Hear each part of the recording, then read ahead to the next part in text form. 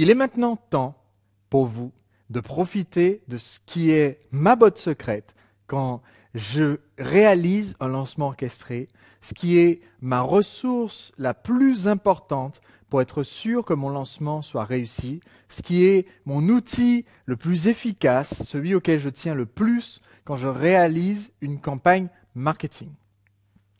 Quand je crée mon lancement orchestré, je ne crée jamais mon lancement orchestré en étant isolé tout seul dans mon coin.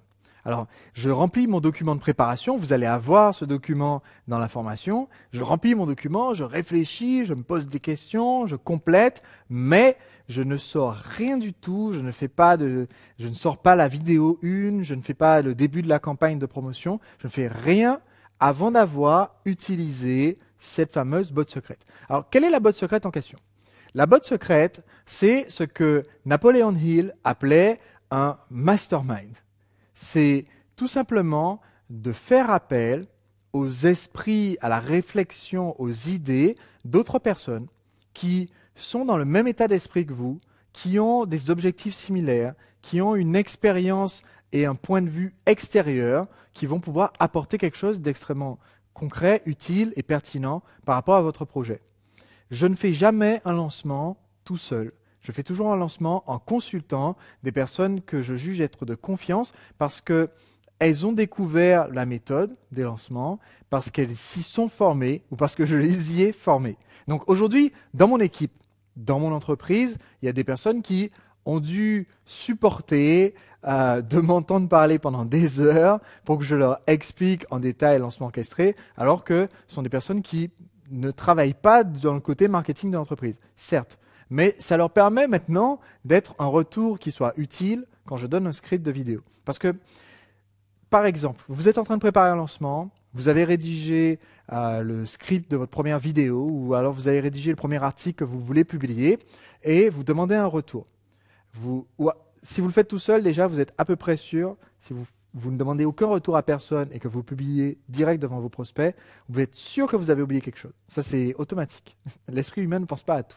Donc, déjà, vous vous dites, OK, je vais demander des retours autour de moi. Bon, vous demandez à votre femme, vous demandez peut-être à vos enfants s'ils sont assez vieux, ils vont relire. Et tout ce qu'ils vont avoir comme retour, c'est plutôt pas mal. Par contre, tu as une virgule qui est mal placée dans le paragraphe 3. Et puis sinon, ouais, c'est bien. Alors, c'est sympa comme retour. C'est bien que votre entourage puisse valider. Déjà, c'est bien s'ils donnent ça comme retour et pas juste « Oh, écoute, j'ai pas le temps là, il faut que j'amène les enfants Donc, déjà, c'est bien. Mais le problème, c'est que vous ne pouvez pas vraiment exploiter ce retour-là d'un point de vue marketing pour être sûr que votre message soit limpide face à un prospect.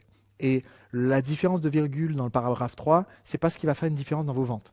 Par contre, si vous aviez un mastermind, comme moi j'ai un mastermind, c'est-à-dire un groupe d'entrepreneurs qui sont des gens ambitieux, qui sont des gens qui comprennent un peu le fonctionnement de la méthode, qui sont des gens qui ont une certaine expérience, qui ont vendu des produits, peut-être même dans des secteurs qui n'ont rien à voir avec le vôtre, mais qui ont vendu des choses et qui sont dans cet état d'esprit, si vous aviez leur retour, eux, ils vous diraient peut-être « Oui, mais attends, pourquoi tu dis ça dans le premier article alors que ça fait référence à des choses que tu n'as pas encore développées, que tu n'as pas encore expliquées. Est-ce que tu ne devrais pas prendre cet article-là et le décaler et le mettre plus tôt, plus tard, dans ta séquence de lancement ?» Et ils vont vous dire, voilà, il faut intervertir le premier et le troisième. Ça, votre femme n'aurait jamais été capable de vous le dire. Et ce retour-là peut faire la différence entre un prospect qui va arriver sur la vidéo A ou l'article A sur votre blog ou recevoir la newsletter A et se dire « mais je comprends rien » et s'en aller. Ou alors peut-être que si vous aviez fait l'interversion, il reçoit C d'abord, puis B, puis A, et il reste accroché du début jusqu'à la fin, et ensuite il achète le produit. Ça fait une différence énorme.